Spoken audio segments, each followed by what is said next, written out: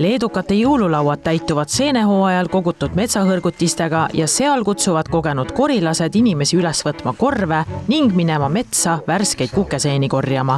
Leedu metsad pidavad neid lihtsalt niivõrd paksult täis olema. Kogenud korilase sõnul pole sellist asja veel varem juhtunud. Talvel on metsas üksikuid seeni, kuid detsembris pole korilane veel kobarates kasvavaid kukeseeni näinud. Detsember on peaaegu poole peal ja Tšüüki ja metsad on endiselt seeni täis. Varena rajooni elanik Algimantas näitab, kobarates kasvavad endiselt kukeseened. On mõned suured ja mõned, mis on just tärganud. Jos ga ne vasaros, jos dabar ir teigia. Aš čia prieš kokį mėnesį ėjau, ne?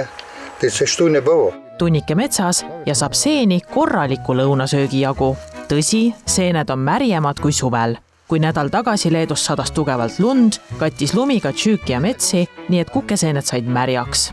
Algimantase sõnul pole ta detsembris kunagi nii palju häid seeni leidnud, et kukeseened praegu ikka veel tärkavad. Algimantas ütleb selle kohta, et sai sellest juhuslikult teada. Ta naljatles, et otsis salakaubana toodud õhupalle, sest Valgevene on kohe kõrval. Gal kokį balioną rasė, netyčia, bet tai balioną neradau, grybų radau. Tai yra grybų dabar, jeigu norint ar ne, tų vavreisių, tai per dieną porą kilų drąsiai prisirinkti. Drąsiai ir gražius vavraitis. Algimantas usub, et kukeseeni on praegu nii palju, sest suvel oli Tšüükias neid palju. Räägitakse, et need, kes tahtsid ja polnud liiga laisad, said suvel neid kärudega vedada. Ja ta ennustab, et jõululaupäevaks on endiselt ikka veel võimalik värskeid seeni korjata. Bus tikrai bus. Bet dar iki nieko nepraneša, jokio šalčio nieko. O sniegas jom nebaisu.